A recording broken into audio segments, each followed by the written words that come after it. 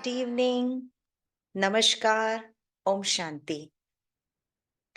तो आज के रूहानी दिल की बातें वीकली हिंदी टॉक सीरीज में आज के सेशन में आप सभी का स्वागत है, स्वागत है, स्वागत है। तो आप सबने गीत क्या सुना? हम्म? खुद को रोगी नहीं, राजयोगी समझो, है ना? हम्म, तो राजयोग के अभ्यास से सारे रोग खत्म हो सकते हैं। तो आप सबको अंदाजा लग गया होगा कि आज का जो हमारा विषय है वो क्या है और हम किस पर चर्चा करने वाले हैं, है ना? तो देखिए, आजकल हम सभी प्राय एक बात को लेकर बहुत जागरूक हो गए हैं, बहुत अलर्ट हो गए हैं। खासकर 2020 के बाद से हम अपने शरीर को लेकर के बहुत ज्यादा अवेयर हो गए हैं। हाँ, कि शरीर में एक हल्की सी खांसी भी आ जाती है तो हम अलर्ट हो जाते हैं, है ना? हमें डाउट होने लगता है, राइट? तो सिर्फ शरीर का स्वास्थ्य ही इम्पोर्टेंट है या कुछ और भी है जिसके बारे में हमें जानना बहुत जरूरी है? संपूर्ण स्वास्थ्य किसको कहते हैं? तो जैसे आज का हमारा टॉपिक है comprehensive approach to health and wellbeing, कुशल क्षेम संबंधित विस्तृत चर्चा। तो दोस्तों, स्वास्थ्य क्या है? केवल फिजिकल शरीर का ठीक रहना, इसी को स्वास्थ्य नहीं कहते हैं। हम्म, इतना ही पर्याप्त नहीं है, कुछ और भी है जिसकी जानकारी होना हमें आवश्यक है ना? तो मैं ज्यादा इसके बारे में कुछ नहीं बताऊंगी क्योंकि आज के टॉक में आप ये सब कुछ सुनेंगे ही, और साथ ही हमें अपने स्वास्थ्य की सावधानी रखना भी जरूरी है। तो आज इस विषय पर विस्तृत जानकारी हम लेंगे एक इंटरव्यू के माध्यम से, और उसी को साझा करने के लिए हमारे बीच आज जो उपस्थित है, तो मुझे बहुत गर्व महसूस हो रहा है उनका परिचय कराने के लिए, क्योंकि मैं 20 वर्षों से उनसे जुड़ी हुई हूँ। मैं यहाँ आने से पहले उनके पास थी। तो आज के हमारे स्पीकर हैं डॉक्टर प्रताप भाई जी, और इनका परिचय तो मैं क्या कहूँ। तो आप पिछले 50 से भी अधिक वर्षों से हेल्थ केयर प्रोफेशन से जुड़े हुए हैं, और मोर देन 32 इयर्स से, जैसे 32 साल से पूर्व आप हरियाणा स्टेट, भारत में जो हरियाणा स्टेट है वहां पर गवर्नमेंट ऑफ हरियाणा की तरफ से आप deputy director for health services के पद पर नियुक्त थे। और ब्रह्मा कुमारी की पूर्व मुख्य प्रशासिका दादी प्रकाश मणि जी, इनके रिक्वेस्ट पर, इनके बुलावे पर आप माउंट आबू चले आए अपनी इतनी अच्छी रेपुटेड जॉब छोड़ करके।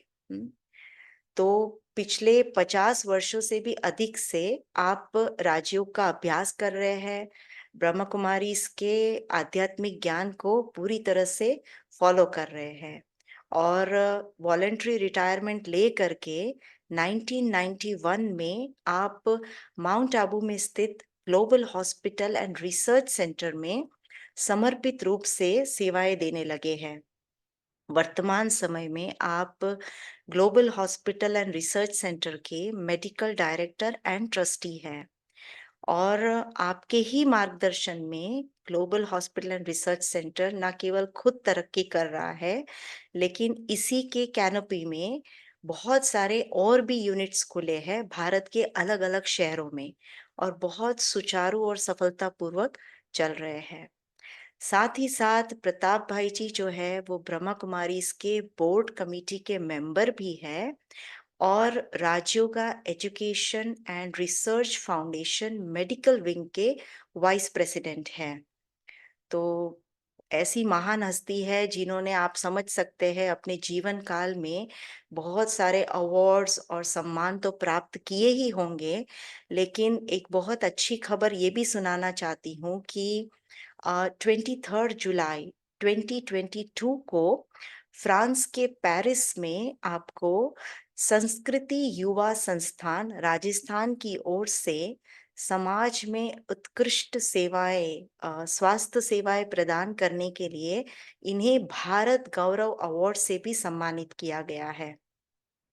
तो ऐसी हस्ती जिन्होंने स्वयं अपना तन, मन, धन, जीवन लोक सेवा अर्थ, विश्व सेवा अर्थ या ईश्वरीय सेवा अर्थ समर्पित किया, तो आज हम उनसे संपूर्ण स्वास्थ्य क्या है, उसके बारे में सुनेंगे। और उन्हीं के साथ-साथ मैं और एक हस्ती का भी परिचय कराना चाहती हूँ, जिन्होंने इनका इंटरव्यू लिया है और इनका नाम है श्रीनिधि भाई। और श्रीनिधि भाई को आपने अगर आप ये हिंदी टॉक रेगुलर सुनते रहे हैं, तो इनको आपने पहले भी स्क्रीन पे देखा होगा। श्रीनिधि भाई भी बाल्यकाल से राजयोग का अभ्यास कर रहे हैं और 2009 से ये भी ब्रह्मा कुमारीज़ के मुख्यालय शांतिवन में समर्पित रूप से अपनी सेवाएँ दे रहे हैं। और आपके बारे में भी क्या बताएँ, आप भी बहुप्रतिभाशाली हैं। तो global hospital and research centre में आप as deputy manager training and development में सेवाएँ दे रहे हैं। साथ ही साथ आप रेडियो जॉकी हैं, अर्थात शांतिवन के रेडियो मधुबन में आप एज़ अ रेडियो जॉकी भी सेवाएँ देते हैं। आप एक बहुत कुशल मंच संचालक हैं, आप एक अच्छे स्पीकर हैं। आपने देश-विदेश में कई स्थानों पे ट्रैवल भी किया है और ब्रह्मा कुमारीज़ की तरफ से आपने यूएन में भी रिप्रेज़ेंट किया हुआ है।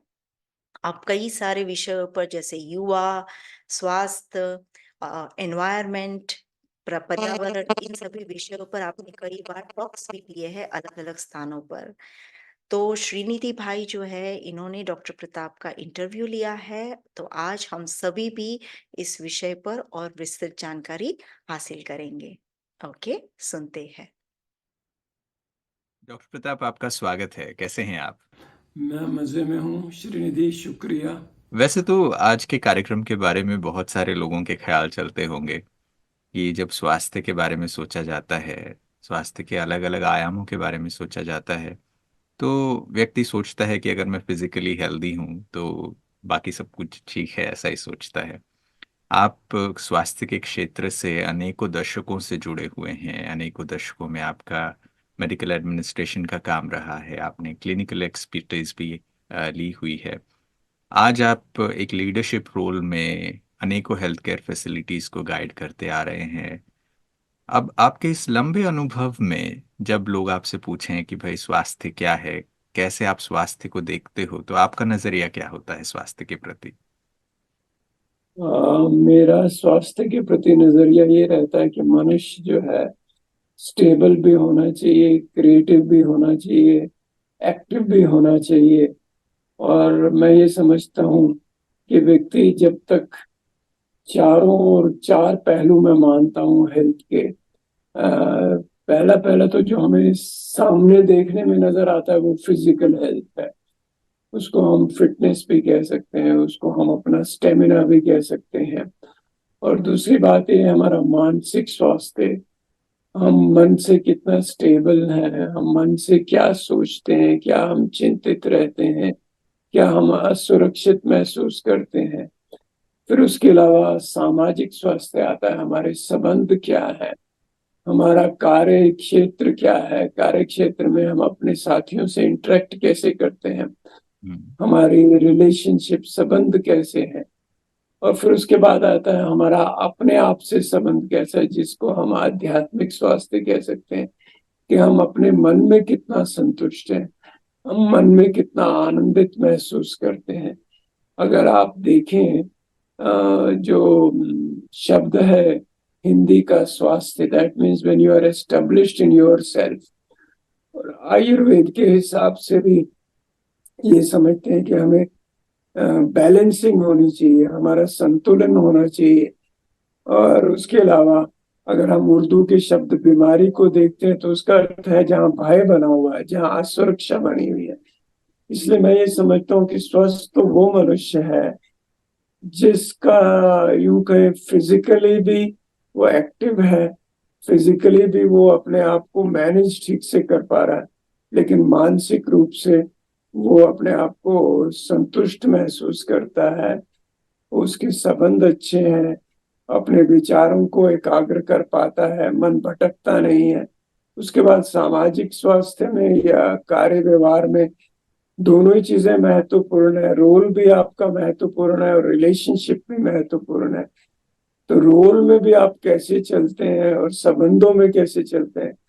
और जहां तक आध्यात्मिक स्वास्थ्य की बात आती है, वो हमारी इंटेग्रिटी है, हमारी वैल्यूज है, हमारी अपनी कॉन्शियसनेस कितनी अलर्ट है, हम अपने आप को कैसे संभाल पाते हैं, हमारी रेजिलेंस कैसे है। क्योंकि मुश्किलें तो सबको आती हैं, और आध्यात्मिक स्वास्थ्य जो है, हमें मुश्किलों में कैसे जीना है, मुश्किलों में कैसे अपने आप को यूं कहें स्टेबल रखना है, स्थिर रखना है, वो सिखाता है। तो चारों तरह के स्वास्थ्य जरूरी है। और ये दूसरी बात, ये दोनों ये सब अपने आप में इंटरकनेक्टेड और इंटरडिपेंडेंट है। यदि आपका शारीरिक स्वास्थ्य अच्छा है, तो आपका मन भी स्वस्थ होने के चांसेस अधिक है। और शारीरिक स्वास्थ्य अच्छा है, तो आप अपना कार्य व्यवहार भी ठीक से कर पाएंगे, आपके संबंधों में भी थोड़ी स्टेबिलिटी रहेगी। इसके अलावा ये भी है कि अगर आप आध्यात्मिक जीवन में भी आगे बढ़ना चाहेंगे, तो आपकी कर्मेंद्रियां भी स्थिर होनी चाहिए, आप अपने शरीर को भी संतुलित कर पाए। इसलिए मैं ये समझता हूँ, ये जो पतंजलि की योग की बात करते हैं, वो स्टार्ट करते हैं शारीरिक आसनों से। वो समझते हैं कि शरीर अगर हमारा बैलेंस्ड रहेगा, शरीर हमारा एक्टिव होगा, तो क्या होगा, हम अपने मन को भी स्थिर कर पाएंगे।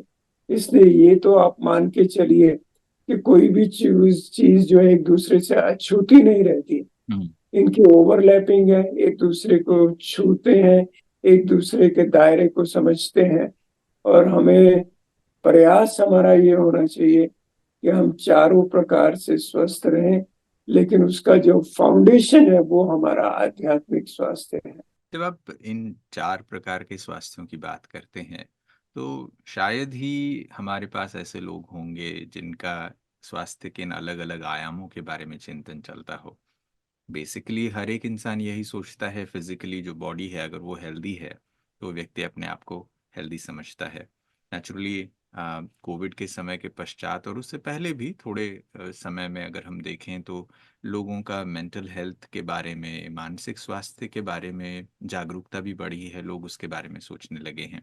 इन आयामों के बारे में हम डिटेल में चर्चा करें उससे पूर्व मैं फिजिकल हेल्थ के बारे में, यानी जो बॉडी की हेल्थ है उसके बारे में कुछ चीज़ें आपसे पूछना चाहूँगा। आप ग्लोबल हॉस्पिटल के निदेशक के रूप में सेवाएं देते हैं, 30 साल से ज़्यादा का आपका अनुभव स्वास्थ्य क्षेत्र में यहाँ रहा है। उससे पूर्व आप हरियाणा सरकार में deputy director of health services रहे।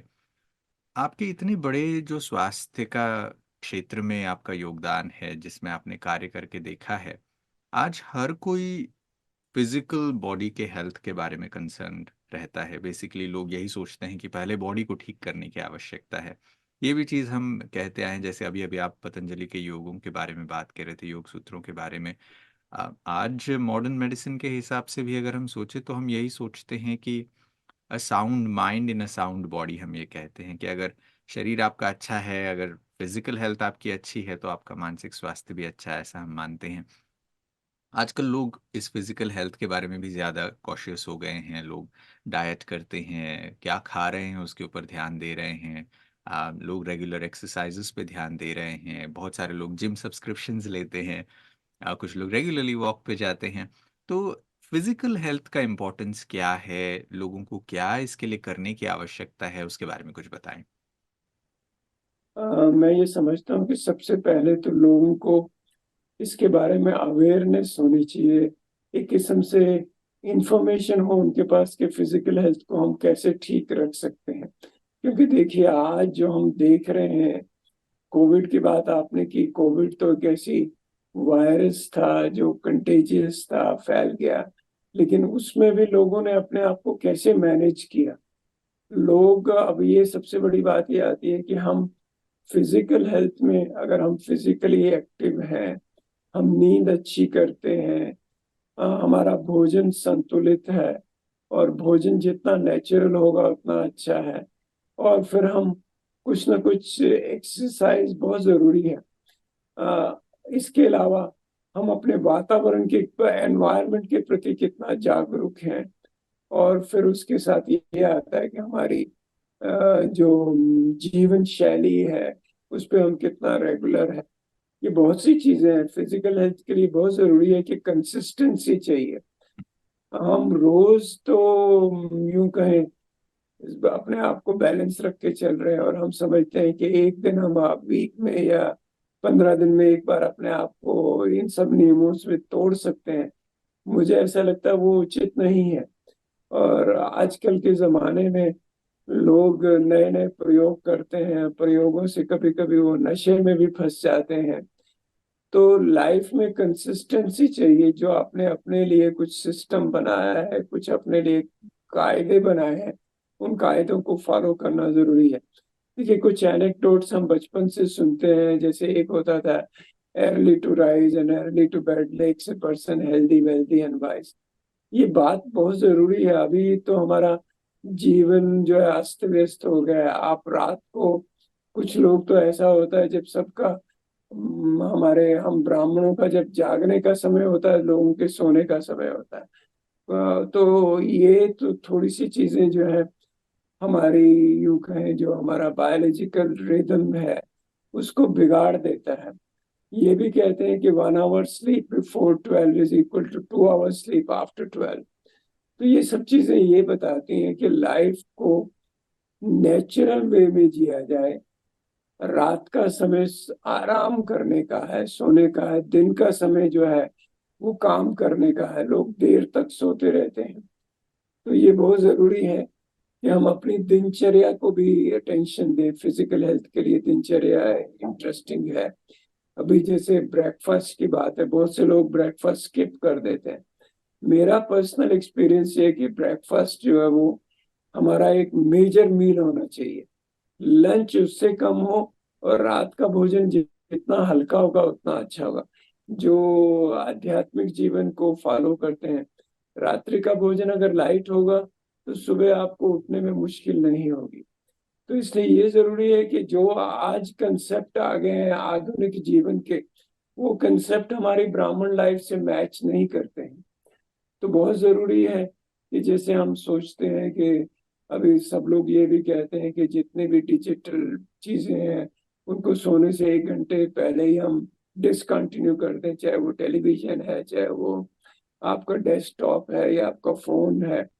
तो ये बहुत जरूरी है, क्योंकि जो आप लास्ट में कर रहे हैं, जैसे हमें भगवान ने सिखाया, बाबा ने हमें बताया है कि रात्रि को सोने से पहले हम बाबा को गुड नाइट करके सोएं, अपने मन को शांत करके सोएं, अपने मन में कुछ ना कुछ ऐसे विचार लाएं, ऐसा चिंतन लाएं, तो फिर उससे हमारी नींद भी व्यवस्थित होगी।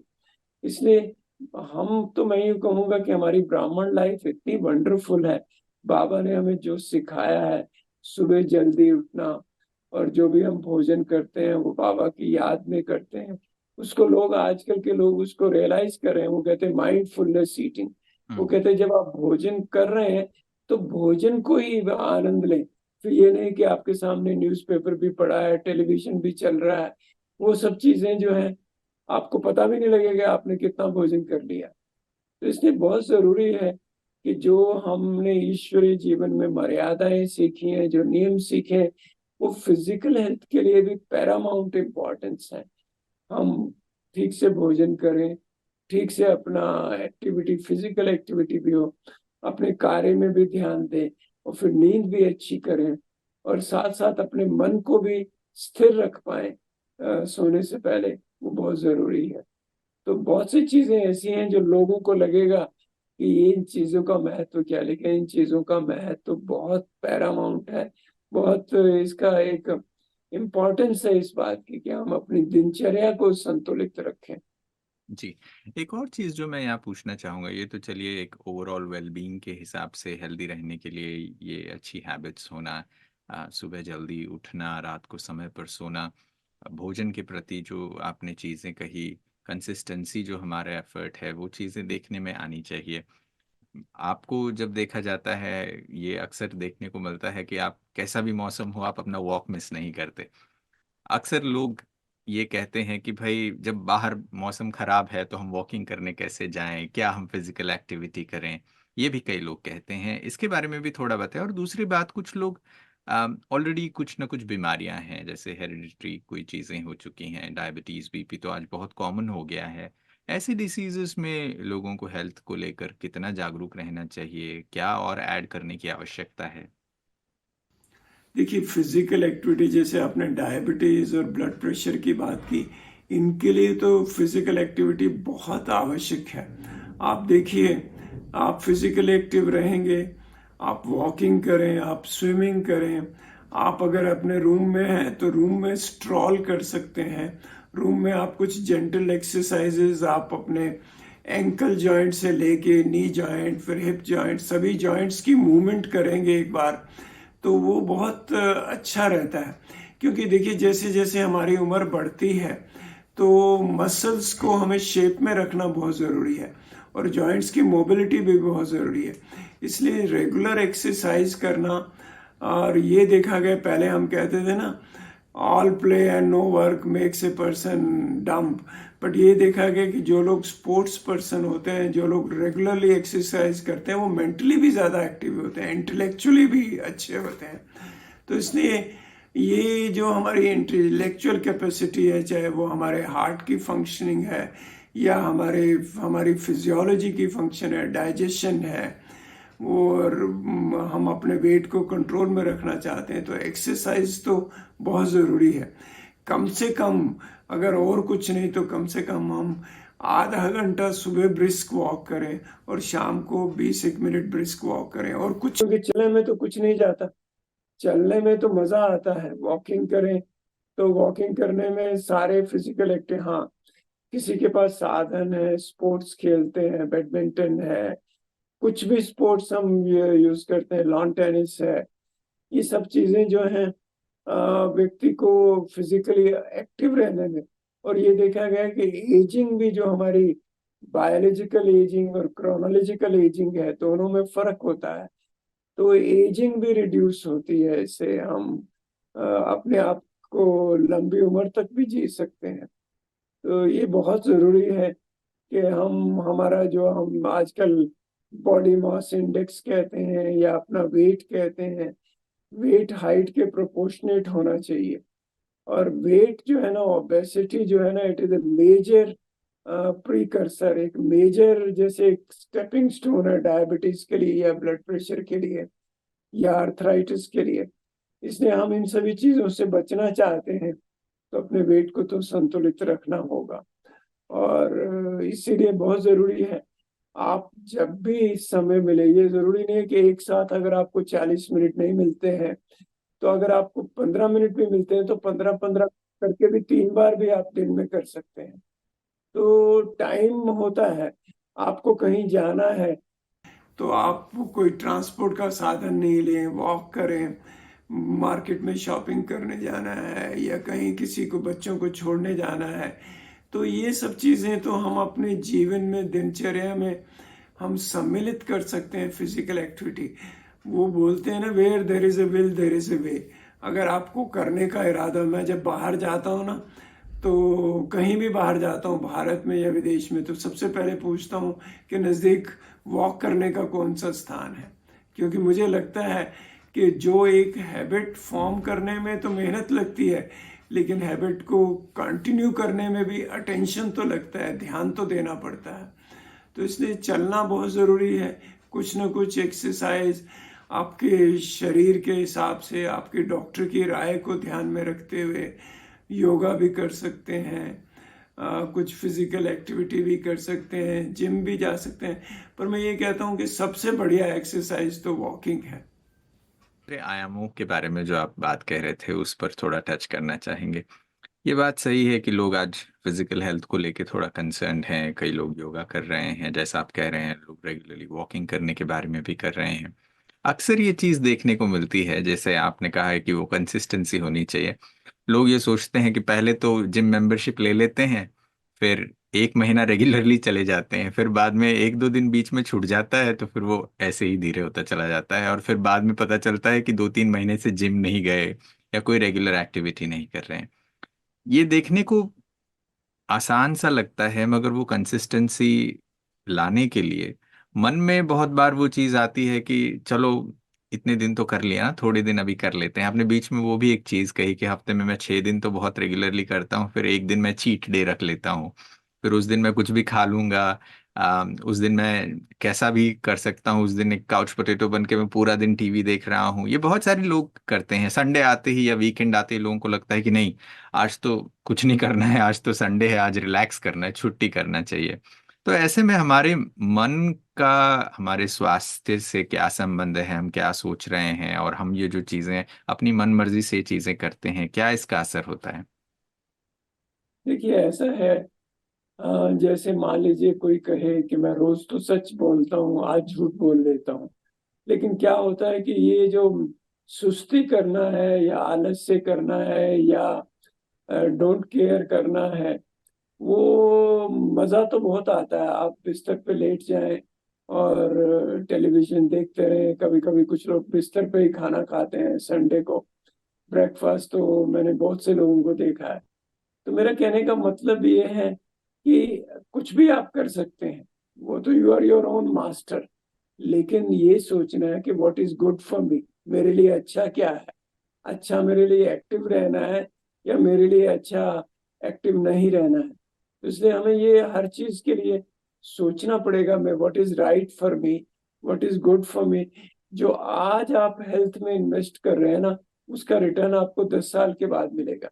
आजकल लोगों की लंबी आयु हो रही है, पर अगर लंबी आयु के बाद अगर क्वालिटी ऑफ लाइफ नहीं रहे, लंबी आयु तो हो गई और आप चल नहीं सकते, आपका वेट बढ़ गया, आपको आर्थराइटिस हो गया, आपको डायबिटीज हो गई है, आप भोजन भी अच्छी तरह से एंजॉय नहीं कर सकते, तो वो क्वालिटी ऑफ लाइफ तो नहीं रहती ना। इसलिए जो हम आज इन्वेस्ट कर रहे हैं, उसका डिविडेंड हमें आने वाले सालों में मिलेगा। लोग अब आज हम सोचते हैं, हम ब्रह्मा बाबा की जीवन कहानी को भी देखते हैं कि ब्रह्मा बाबा 93 ईयर्स तक की एज में एक्टिव रहे, अलर्ट रहे, सबके साथ चले, यंग लोगों के साथ भी चले और अपनी दिनचर्या को उन्होंने मेंटेन किया। तो हमारे सामने एग्जाम्पल है। आज भी, अब तो कम होते जा रहे हैं, बहुत से हम बुजुर्ग जिनको हम अपने गांव में जाते थे देखते थे, जिन्होंने पूरी उम्र कोई दवाई नहीं खाई हुई थी। आज आप ये सोचें कि दवा खाना तो बहुत सहज हो गया है। हमें थोड़ा सा सिर में दर्द हुआ, हम ये नहीं सोचते कि सिर में दर्द किस कारण से हो सकता है। सिर में दर्द नींद की कमी से हो, तो नींद की कमी से है तो पैरासीटामोल खाने से सिर दर्द तो चला जाएगा। लेकिन जो लिथार्जी, जो हमें नींद की कमी से जो प्रॉब्लम हो रही है, वो तो वैसे की वैसे बनी रहेगी। इसलिए मुझे लगता है कि लाइफ में कंसिस्टेंसी चाहिए। हमें ये चाहिए कि हमें सोचना चाहिए, एक पॉज लेना चाहिए और जज करना चाहिए कि मेरे लिए ठीक क्या है, मेरे लिए राइट क्या है, मेरे लिए लॉन्ग टर्म इन्वेस्टमेंट क्या है। शॉर्ट टर्म प्लेजर्स को ना लेके लॉन्ग टर्म की हम इन्वेस्टमेंट को देखें। ये अक्सर एक बहुत ही खूबसूरत कहावत है जो बहुत सारे लोगों ने सुना होगा। लोग कहते हैं कि if money is lost, nothing is lost. If health is lost, something is lost. अब character is lost, everything is lost तो कहते हैं, बट वो जो समथिंग इज लॉस्ट की भी बात कही जाती है। अक्सर लोग जब ऐसा कोई स्वास्थ्य संबंधी चीज जिसकी हानि हो जाती है, या वो वेलबींग डिसअपियर हो जाता है, या एक कंसिस्टेंट पेन होता है, उसके साथ जब लोगों को रहना पड़ता है, जैसे कोई डिसीजेस हैं, लाइफस्टाइल डिसीजेस ही हैं समझ लीजिए। अब लाइफ लॉन्ग मेडिकेशन पे चलना है, लाइफ लॉन्ग आपको वो चीज़ें करनी है, लाइफ लॉन्ग एक्सरसाइज करना है। अ, ये सारी चीज़ें जो लंबे टाइम के लिए करना है, अक्सर लोग इन चीज़ों में हताश हो जाते हैं। वो लोग, बहुत सारे लोग कहते हैं अरे जब मरना ही है तो खा के मरे ना, ऐसा भी लोग कहने लगते हैं। तो ऐसे में क्या कहा जाए, क्या अप्रोच होना चाहिए? ना नहीं, ये तो बहुत सहज है। मुझे याद आता है, मैं जब चंडीगढ़ में था तो एक बार इमरजेंसी में मेरी ड्यूटी होती थी, तो एक हमारे पड़ोसी आए, तो उनको हार्ट अटैक हुआ था। मैंने उनको कहा कि अभी अंकल आपको सिगरेट छोड़नी पड़ेगी। कहते देखो सारी उम्र सिगरेट पी है, मरना तो है, सिगरेट क्यों छोड़ूं। तो भाव ये है कि लोग ना इजी लेते हैं और वो जैसे अपनी आदतों के गुलाम बन जाते हैं। तो मुझे लगता है कि जब आप चलना शुरू करते हैं तो थोड़े दिन तो आपको लगेगा थकावट हो रही है, लेकिन the more you walk the more you would enjoy. ये देखा गया है कि जो हम हैप्पी हार्मोन्स कहते हैं, एक्सरसाइज से, वॉकिंग से, वो हैप्पी हार्मोन्स सिक्रीट होते हैं, तो आपकी लाइफ में खुशी भी आती है, आप रिलैक्स्ड भी महसूस करते हैं, आप लाइट भी महसूस करते हैं। तो एक्सरसाइज आइसोलेशन में कुछ भी नहीं है। हम उसको सिर्फ वेट रिड्यूस करने के लिए या हम डायबिटीज को भगाने के लिए नहीं लें, लेकिन हम ये देखें कि एक्सरसाइज से हमारी मेंटल हेल्थ भी इम्प्रूव होती है। और फिर ये भी जैसे आपको एक सेंस ऑफ कंट्रोल लाइफ में आता है, आपको अपने जीवन में लगता है कि ये मैं कर सकता हूँ, इफ आई कैन वॉक और if I can do this exercise I can do more. मुझे याद है मैंने जब योगा करना शुरू किया, अभी तो नहीं करता हूँ, मुझे लगता था योगा बहुत डिफिकल्ट होगा, हमारे यहाँ डॉक्टर सुमंगला है वो सिखाती थी योगा, लेकिन जब मैंने करना शुरू किया तो मुझे कुछ भी मुश्किल नहीं लगा। तो भाव ये है कि वंस वी स्टार्ट, हमें स्टार्ट तो कहीं से करना पड़ेगा, और स्टार्ट करेंगे तो सब कुछ हो जाएगा। और उसके लिए यही जरूर है कि हमारा को ये पता होना चाहिए कि हमारे लिए, मैं वही कहूंगा कि अभी आजकल लोग ये भूल गए हैं कि वो चाहते तो है रिटर्न तो मिले, वो ये भी चाहते हैं कि उनकी हेल्थ अच्छी रहे, लेकिन हेल्थ के लिए क्या जरूरी है वो नहीं फॉलो करना चाहते। डॉक्टर प्रताप, आपने अभी एक बात कही कि लोग अपनी आदतों के गुलाम हो चुके हैं। जैसे ये एक बहुत बड़ा कार्य है जो ब्रह्मा कुमारीज का जो मेडिकल विंग है वो करता है, जो लोगों को नशे से छुड़ाने की बात है। आम, ये भी चीज़ देखने को मिलती है कि जो ब्रह्मा कुमारीज में लोग जुड़ते हैं वो नशों से आसानी से छूट जाते हैं। वो भले ड्रग्स हो या अल्कोहल हो, टोबैको हो, बीड़ी सिगरेट, ये बहुत सारी ऐसी आदतें हैं जिससे लोग आसानी से छोड़ते हैं। और ये एक बहुत बड़ा सिग्निफिकेंट कंट्रीब्यूशन है सोसाइटी को, जो ब्रह्मा कुमारीज ने इतने सारे लोगों के लाइफ में ट्रांसफॉर्मेशन लाए हैं।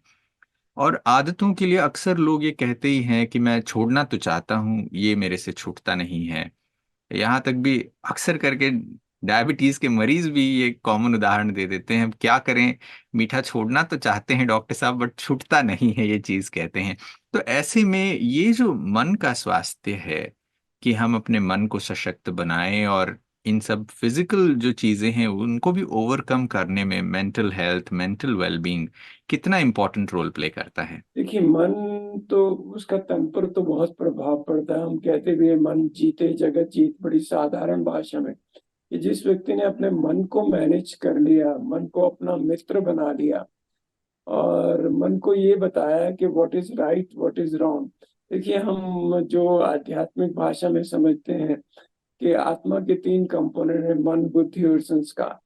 मन तो संकल्प करेगा कि आज कुछ नहीं करना है, आज बस सिर्फ बिस्तर पे लेटना है, या आज मुझे कमरे के अंदर ही रहना है, बाहर मौसम अच्छा नहीं है, लेकिन मन कहेगा।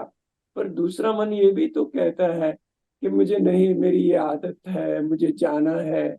और अगर मैं ये देखूं, अगर मान लीजिए कोई हमारा मित्र दूर से आया हुआ है तो उसके लिए हम बहुत कुछ करते हैं। तो जहां where there is a will there is a way, तो इसलिए हम लोगों को मन को भी समझाना पड़ता है, और मन को भी कुछ ना कुछ इंसेंटिव देना पड़ता है। इंसेंटिव इसलिए देना पड़ता है कि मन को बताना पड़ता है कि ये ऐसा करने से मुझे लॉन्ग टर्म फायदा होने वाला है, ऐसा करने से मुझे मजा आएगा, मुझे जीवन में आनंद आएगा। और वैसे भी वैज्ञानिक दृष्टिकोण से कहते हैं, आप 21 दिन तक करते हैं तो फिर वो आपकी आदत बन जाती है। तो शिव बाबा भी हमें यही सिखाते हैं कि हम क्रोध को छोड़ने का प्रयास नहीं करें, लेकिन अपने जीवन में प्रेम को धारण करने का प्रयास करें। तो अगर हम कंसिस्टेंटली प्रेम करते रहेंगे, कंसिस्टेंटली पीसफुल रहेंगे, तो वो हमारी आदत बन जाएगी। पर ये जरूर है कि उसके लिए धीरज भी चाहिए, पेशेंस भी चाहिए। कभी फेलियर भी होगी, कभी ऐसा भी होगा कि कभी मैं नहीं भी कर पाऊंगा, उसमें हताश भी नहीं होना है। आदतों को बदलने के लिए थोड़ी मेहनत तो लगेगी, लेकिन वो मेहनत वर्थवाइल है। जो भी मैंने अपने जीवन से सीखा है कि आप मान लीजिए कुछ भी करते हैं, शुरू में अगर आप ड्राइविंग भी सीखते हैं तो आपको सिंक्रोनिसिटी में आपको अपनी गाड़ी की जो जो भी साधन है, क्लच है या ब्रेक्स है या स्टीयरिंग है, उनको ठीक से संभालने में थोड़ा समय तो लगता है। बट बिल्कुल। कहते हैं practice makes a person perfect. तो इसलिए कुछ मुश्किल नहीं है। ब्रह्मा कुमारी ईश्वर विश्वविद्यालय में तो हम सब जानते हैं कि मन तो बच्चे की तरह है। अगर बच्चे के हाथ में कोई ऐसी चीज है जिससे वो अपने आप को हार्म कर सकता है, तो हम उसको कोई इंटरेस्टिंग दे दें। इसलिए बाबा हमें कहते हैं ना कि हम सर्व संबंधों से भगवान को याद करें, कई तरीकों से याद करें, कई स्थितियों का अभ्यास करें, 5 स्वरूपों का अभ्यास करें। तो ये मन को भी इंटरेस्टिंग चीजें चाहिए। मन को हमें कुछ ना कुछ कल्चर करना पड़ेगा, मन को हमें साधना पड़ेगा, मन को हमें सुमन बनाना पड़ेगा। इसलिए कुछ मुश्किल नहीं है, पर मैं ये कहता हूँ मेहनत तो लगेगी। Nothing comes without effort, and but there is lot of reward in it, lot of success in it. So इसलिए हम करते चलें, थके नहीं, हिम्मत नहीं छोड़े। डॉक्टर प्रताप, आप वाइस प्रेसिडेंट हैं medical wing of Brahma Kumaris के, और ये राजयोग एजुकेशन फाउंडेशन जो ब्रह्मा कुमारीज का सिस्टर कंसर्न है, उसमें आप हेल्थ केयर के फील्ड में स्पिरिचुअलिटी को लेकर एक नए आयामों को प्रस्तुत करते आ रहे हैं। अनेक सालों से, अनेक दशक इस कार्य में बीते हैं। अ, आप कई सालों से mind body medicine conferences host करते आ रहे हैं, जहां पर आप विश्व भर के, खासकर भारत के अनेकानेक डॉक्टर्स जो आज हजारों की संख्या में आकर इन कॉन्फ्रेंसेस में एक एक नए पर्सपेक्टिव को, एक नए डिमेंशन को समझ के जाते हैं कि हम कैसे हेल्थ को देखते हैं। जब आप ये माइंड बॉडी मेडिसिन की बात कहते हैं, तो ये कितना इफेक्टिव है? बिकॉज ये बात सुनने में लगता है कि हाँ, अपने ऊपर तो ठीक है, बट एक मेडिकल लैंग्वेज में, जब साइंस के टर्म्स में जो प्रैक्टिसिंग डॉक्टर्स है वो इन चीज़ों को देखते हैं, तो क्या बीमारियों का हमारे मन पर असर होता है या हमारे मन का बीमारियों पर असर होता है?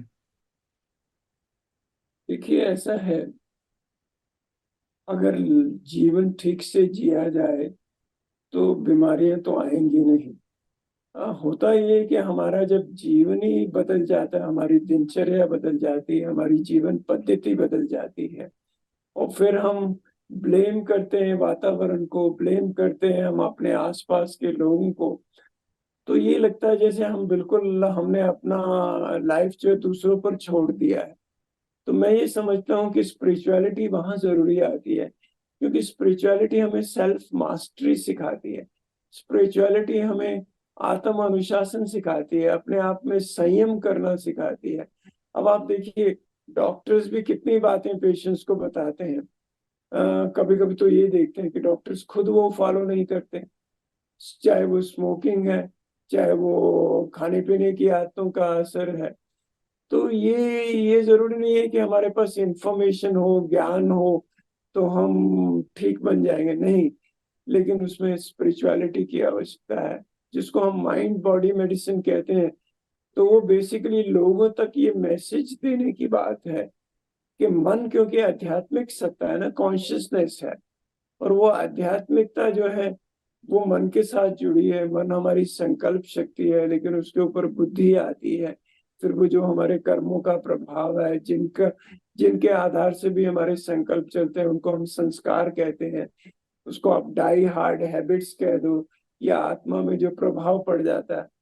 तो जब तक हम सीड पे नहीं जाएंगे, हम सीड पे जाएंगे अगर हमारा बीज है कि हमारे संकल्प शुद्ध होने चाहिए, हमारे संकल्प शक्तिशाली होने चाहिए, और हमारे संकल्प वो हों जो हमें शांति दें, वो संकल्प हों जो हमें करुणा दें, वो संकल्प हों जो हमें खुशी दें।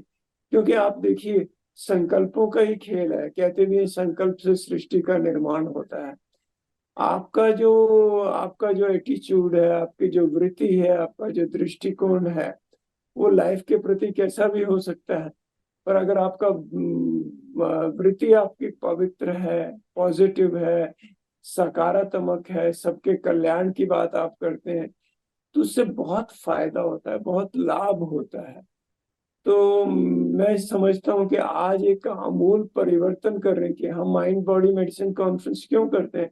हम समझते हैं कि डॉक्टर्स जो है ना, they have a prime role in this society. Doctors की बात को सब महत्व देते हैं।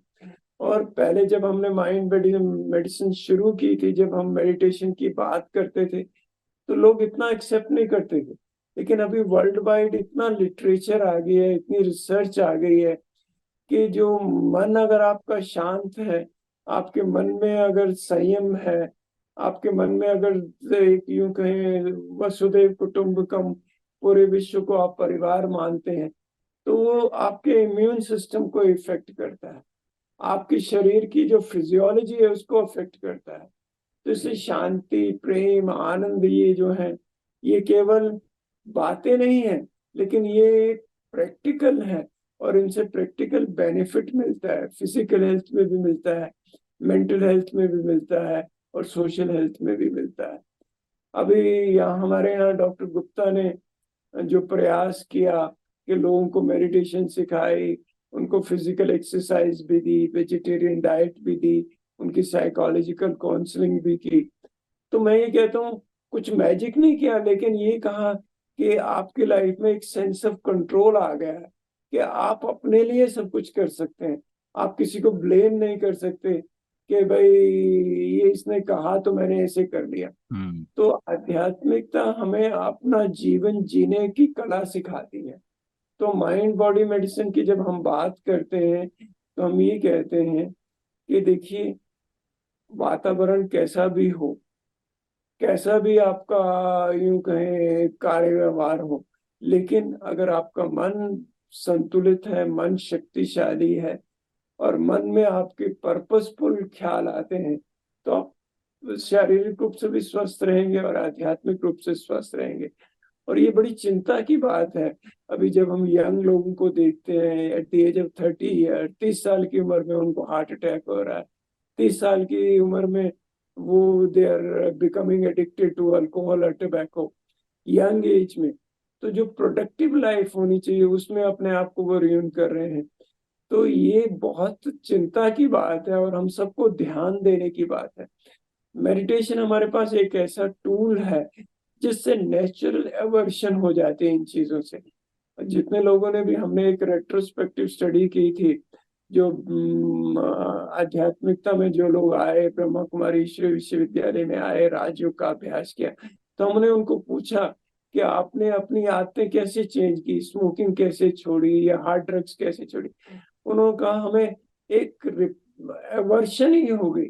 जो लाइफ में वो वेक्यूम महसूस करते थे, आध्यात्मिकता ने वो वेक्यूम फिलअप कर दिया, तो उनको उन चीजों की जरूरत ही नहीं पड़ी। जब कोई व्यक्ति स्ट्रांग हो जाता है, तो उसको फिर किसी की सपोर्ट लेने की जरूरत नहीं पड़ती। ये तो यही होता है कि लोग सोचते हैं अब हम क्या करें, हम इतने चिंतित हैं, तो they feel okay, let's go to alcohol, let's smoking करने से वो अपने आप को रिलैक्स महसूस करते हैं। पर रिलैक्सेशन होगी मोमेंटरी, पर नुकसान तो लॉन्ग टर्म में बहुत हो जाता है। इसलिए मन को शक्तिशाली बहुत जरूरी है। यही हम एम्फेसाइज करते हैं डॉक्टर्स को भी, हेल्थ केयर प्रोफेशनल्स को भी, कि बीज जो है, फाउंडेशन जो है, वो हमारी मेंटल हेल्थ है, स्पिरिचुअल हेल्थ है, वो फाउंडेशन है। और अगर वो आधार मजबूत होगा, तो शारीरिक और सामाजिक स्वास्थ्य तो अपने आप ही अच्छा हो जाएगा। हम्म। बहुत ही खूबसूरत बात आपने कही डॉक्टर प्रताप, क्योंकि अक्सर हम इन चीज़ों को एक बैक फुट पे रख के देखते हैं कि हम कैसा महसूस कर रहे हैं वो फर्क नहीं पड़ता। स्ट्रेस लेके भी हमको काम करना चाहिए। और आजकल स्ट्रेस लेवल्स स्पाइक करते हुए जा रही हैं, और लोग देखते हैं ये स्ट्रेस को एक नॉर्मल इमोशन समझ के हम उसको पार्ट ऑफ लाइफ एक्सेप्ट कर लेते हैं। अपने आप को डी स्ट्रेस करने के लिए स्पेस देना हो या अपने रिलैक्सेशन के बारे में हम ज़्यादा नहीं सोचते। और 2022 के बाद तो विश्व भर में जो मानसिक स्वास्थ्य संबंधी समस्याएं हैं वो दिनों दिन बढ़ती जा रही हैं, वो विश्व भर में बढ़ती जा रही हैं। भले वो इंसोम्निया हो, एंजाइटी हो, नॉर्मल स्ट्रेस की तो बात ही अलग है, मगर डिप्रेशन, ऐसे अनेक चीज़ों में बढ़त देखने को मिलती है। और यंगर जनरेशन भी इन चीज़ों को सकम कर रहा है, ये चीज़ें देखने को मिलती हैं। और जैसे आपने कहा ये चिंता का विषय है, बट जब हम इन चीज़ों को देखते हैं कि इनकी वजह से आपके शरीर पर भी असर हो रहा है, दूसरी बीमारियां भी आपको ज़्यादा हो रही हैं, तो इन चीज़ों को कैसे ओवरकम किया जाए? फॉर एग्जाम्पल, जैसे आपने कहा, आज लोग समय पर नहीं सो पा रहे हैं, इंसोम्निया एक बहुत बड़ा कारण बन गया है। लोग कहते ही हैं हमको नींद नहीं आ रही है, but at the same time digital devices भी हमारे लाइफ का एक बहुत ही अभिन्न अंग बन चुकी हैं। फोन्स हैं या टैबलेट्स हैं या कंप्यूटर स्क्रीन्स हैं। अब इन सब चीज़ों को देखते हुए ये समस्या भी है और समस्या का सोर्स भी ये है। ऐसे समय पर हम कैसे इन चीज़ों को ओवरकम करें?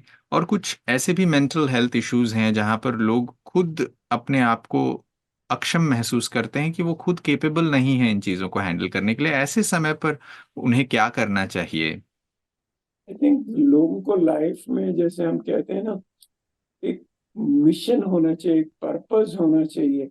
अभी देखिए, लोग कितने घंटे काम करते हैं। मैं जब उनसे पूछता हूँ तो पूछता हूँ कि इतने घंटे काम करने की जरूरत क्या है। शायद वो, मैं ये कहूँ कि they want to accomplish too much in too little time. Rat race हो गई है।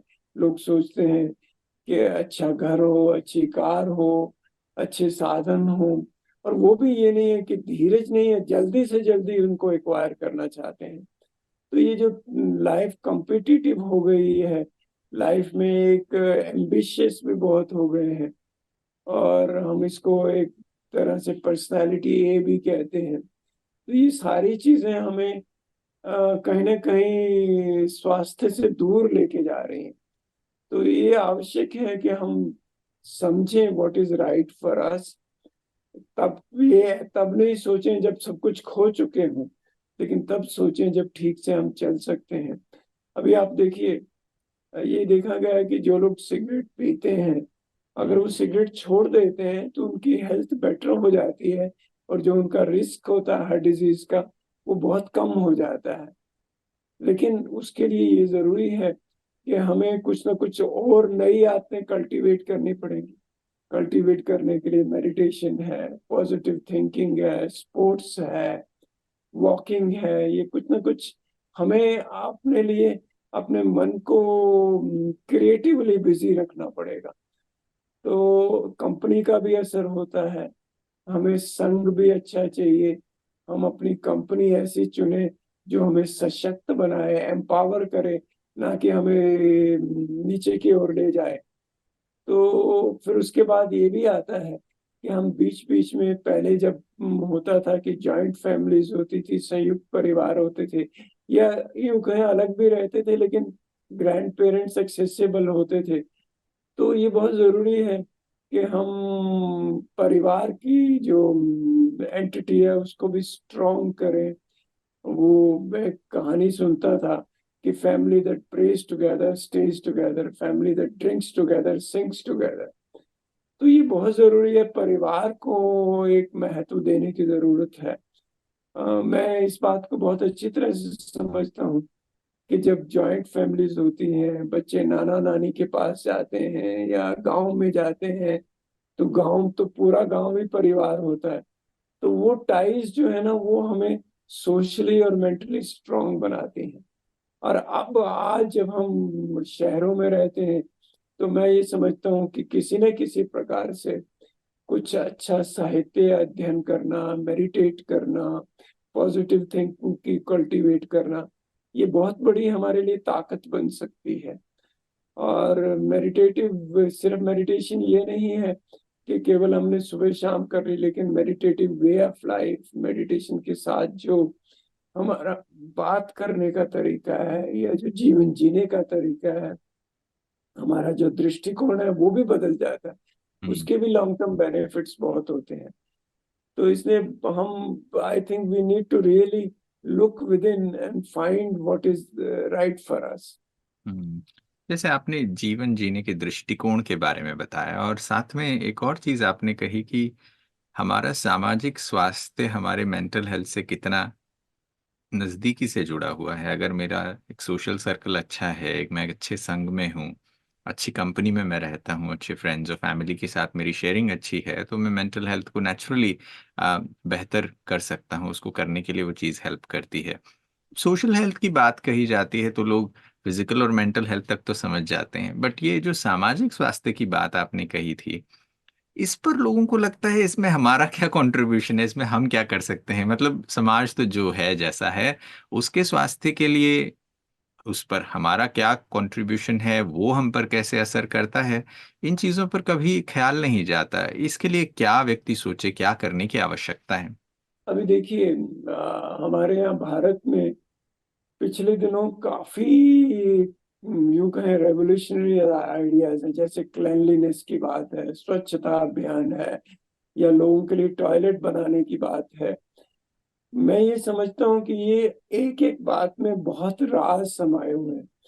हम अपने आप की जिम्मेवारी लेते हैं, अपने आसपास की जिम्मेवारी लेते हैं कि आसपास को क्लीन रखेंगे। आसपास अभी देखिए, कोविड के दिनों में लोगों ने एक दूसरे की मदद बहुत की, तो सोशल फैब्रिक काफी स्ट्रेंथन हुआ। तो अगर हम किसी को सहयोग देते हैं और जो सोसाइटी के लिए अच्छा है, कि हम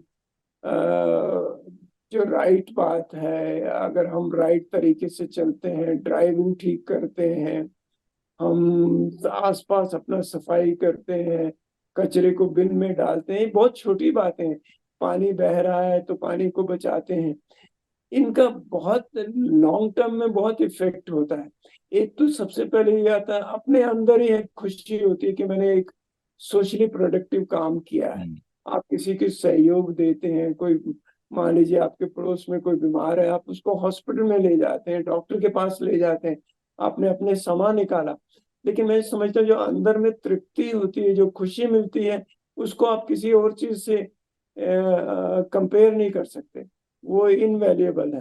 तो इसलिए ये तो इसको अभी साइंटिस्ट भी स्टडी कर रहे हैं कि अगर आप निस्वार्थ भाव से सेवा करते हैं, तो आपका इम्यून सिस्टम स्ट्रांग होता है, आपकी बीमारी से लड़ने की ताकत बढ़ती है। तो सोशल हेल्थ इंटेग्रल पार्ट है, हमारी सोशल टाइज है, हमारी सोशल कस्टम्स हैं, रिचुअल्स हैं, उन सबको उनका हम फेस्टिवल्स भी सेलिब्रेट करते हैं।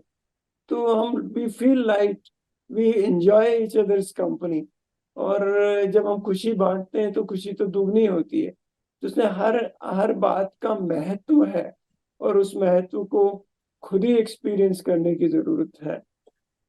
मैं ये समझता हूँ कि अकेले तो कोई भी नहीं जी सकता, हर एक को कभी ना कभी किसी न किसी की जरूरत पड़ती है। तो ये स्वार्थी नहीं है, हम किसी की मदद करते हैं, हम स्वार्थ से नहीं मदद कर रहे, हम इसलिए कर रहे हैं कि हमें साथ में जीना है, हम एक integral part of this society हैं। तो जब जीना साथ में है, तो एक दूसरे के साथ जीना है, एक दूसरे की मुश्किल को भी समझना है, तो बहुत महत्वपूर्ण हो जाता है। और भारत में तो कहते भी हैं कि देखिए, हम साया बोलते हैं उर्दू में पड़ोसी को, यानी जो आपकी शेडो है।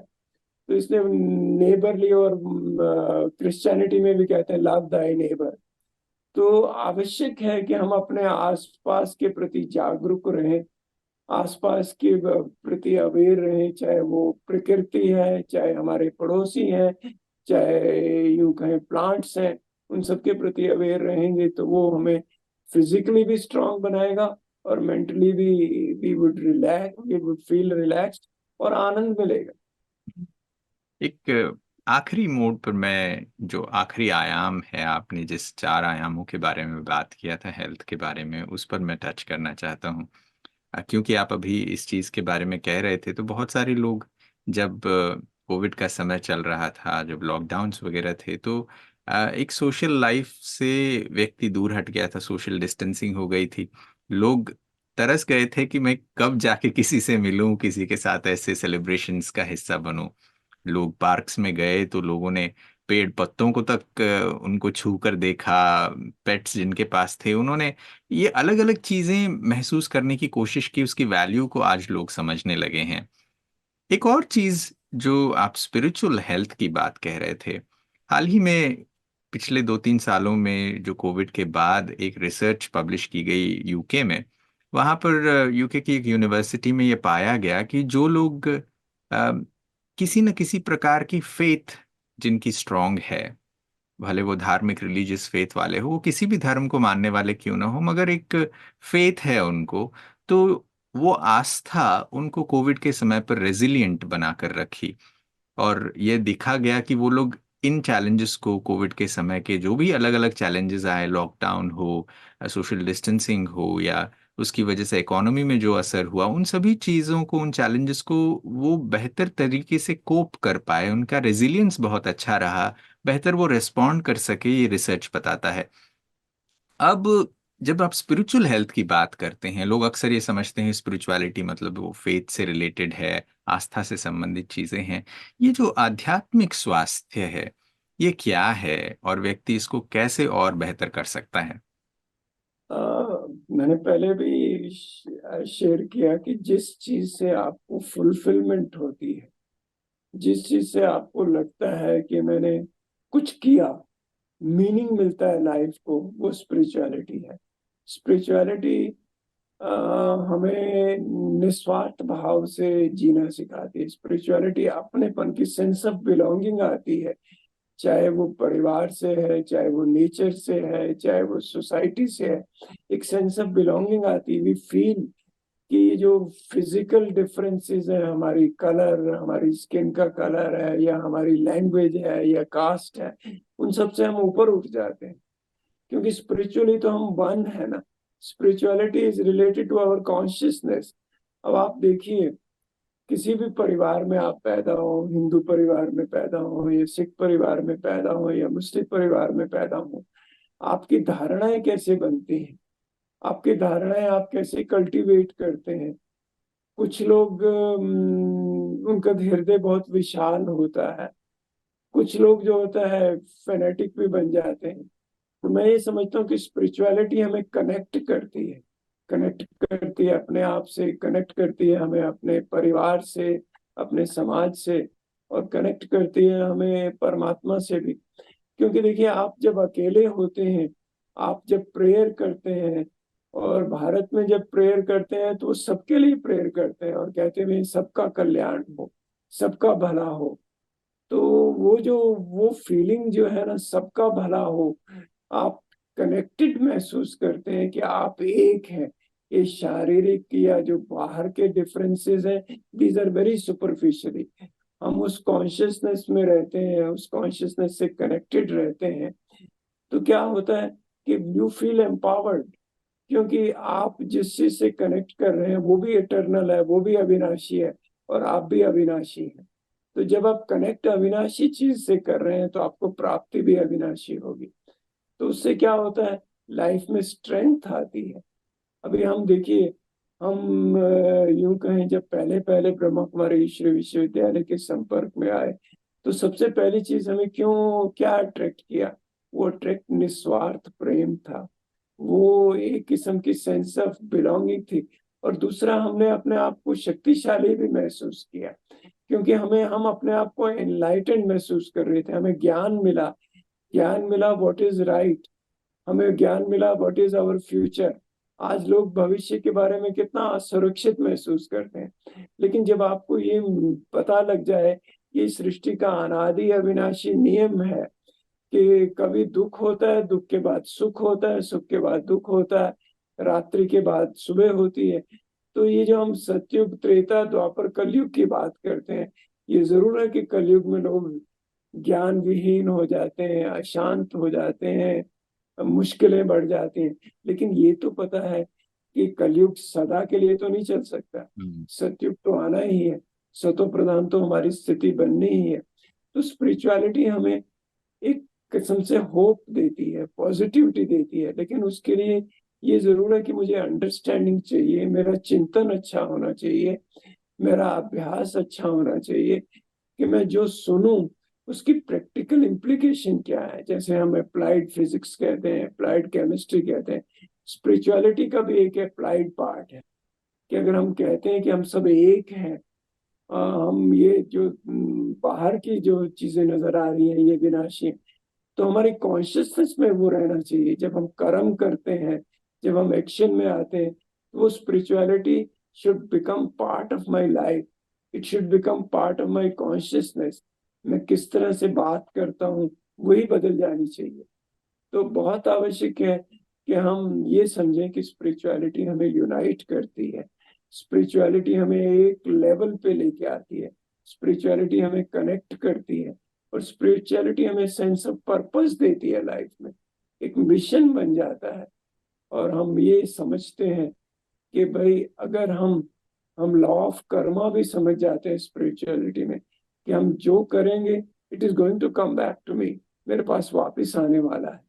आज आपने किसी के साथ भला किया है, भले आप भूल जाए लेकिन वो व्यक्ति नहीं भूलेगा, वो आपको हमेशा याद रखेगा। और जब भी उसको अपॉर्चुनिटी मिलेगी कहीं ना कहीं से आपके लिए वो गुडनेस के स्वरूप में आएगा। तो ये एक अविनाशी सर्कल बना हुआ है। मुझे लगता है कि अगर हम स्पिरिचुअलिटी के प्रिंसिपल्स को जाने और स्पिरिचुअलिटी की स्ट्रेंथ को पहचाने और स्पिरिचुअलिटी की प्रैक्टिस को हम अपने जीवन में लेके आए, तो हमारी लाइफ बहुत ही इजी हो जाएगी, बहुत आनंदमय हो जाएगी। हम्म, बिल्कुल। आज हर इंसान इसी चीज की कामना करता है। हर एक व्यक्ति यही चाहता है कि जीवन आसान हो जाए, जीवन में उम्मीद हो, आशावादी बने रहे, ऑप्टिमिस्टिक रहे, चैलेंजेस को बेहतर तरीके से फेस करने की स्ट्रेंथ आए, हम रेजिलिएंट बने, किसी भी चीज में हम निराश ना हो। और ये चीजें हर व्यक्ति चाहता है आज। और आपने ये बहुत ही खूबसूरती से बताया कि स्पिरिचुअल होना, अगर स्पिरिचुअलिटी को अप्लाई करते हैं तो वो इन चीज़ों को आसानी से लाइफ में ट्रांसलेट करने के लिए हेल्प करता है। उससे हमारे सोशल हेल्थ, इमोशनल हेल्थ और फिजिकल हेल्थ पर उनके असर के बारे में भी हमने बहुत ही खूबसूरती से आज ये चीज़ जानी। आज जाते जाते अगर हमारे सभी जो साथी देख रहे हैं, आज जुड़े हैं हमारे साथ, उन सभी को अगर आप कोई ऐसी चीज़ें शेयर करना चाहे, कोई टिप्स आप देना चाहें, तो वो क्या चीज़ें होंगी? मैं तो यही कहूंगा कि मैंने अपने जीवन से ये समझा है कि जो चीजें नेचुरल है, चाहे फूड है वो हमारा नेचुरल हो, हमारा लाइफस्टाइल नेचुरल हो, हम एक्वायर्ड चीजें जो आर्टिफिशियल चीजें हैं, जो ग्लैमर है, उससे अपने आप को बचा के रखें। पहले जमाने में हम कहते थे, एक सूत्र था, simple living and high thinking. आज हमें शायद वही जीवन पद्धति अपनाने की जरूरत है। सिंप्लिसिटी में बहुत मजा है, सरलता में मजा है, मधुरता में मजा है। और बाकी सब जो आर्टिफिशियल चीजें हैं, क्योंकि वो हमें पता है कि कड़वाहट है या बिटरनेस है या इरिटेबिलिटी है। जो व्यक्ति इरिटेबल रहता है वो कितनी देर तक इरिटेबल रहेगा, कभी ना कभी तो अपनी नेचुरल स्टेज में आता है। तो इसलिए हम अपनी जो स्वाभाविक प्रकृति है, वो आत्मा की स्वाभाविक नेचर है, वो शांति में रहना है, आनंद में रहना है, प्रेम में रहना है और अपने आप को ठीक से मैनेज करना है। तो हम वो स्वभाव को पहचाने, अपने स्वभाव को, अपने स्वमान को पहचाने। और जो हमारा आत्मिक अभिमान है, जिससे हम कनेक्टेड रहते हैं, जिसको हम सोल कॉन्शियस कहते हैं, या यूं कहें जो अविनाशी चीज है, उस अविनाशी इटर्नल चीज को पहचान कर अगर हम अपने जीवन में चलते हैं, तो उससे आपको सब चीजें बहुत सिंपल लगेंगी, इजी हो जाएंगी।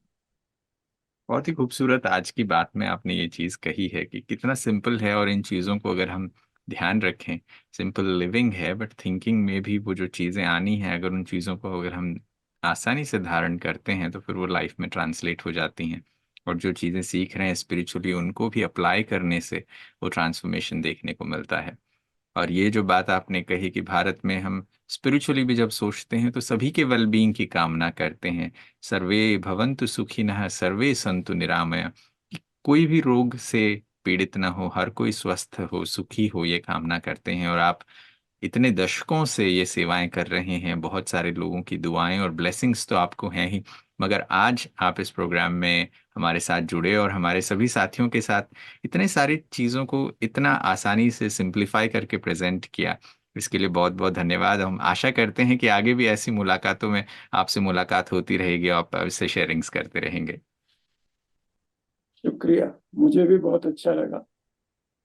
शुक्रिया, बहुत बहुत। So thank you very much. आज हम सभी लोगों ने बातचीत की डॉक्टर प्रताप से, और उनसे स्वास्थ्य के बारे में और स्वास्थ्य के संपूर्ण आयामों के बारे में ये चिंतन किया। आशा करते हैं कि आपको भी ये बातचीत पसंद आई होगी और इसमें बहुत कुछ आप भी सीख कर अपने लाइफ में फॉलो करेंगे। धन्यवाद। ओम शांति।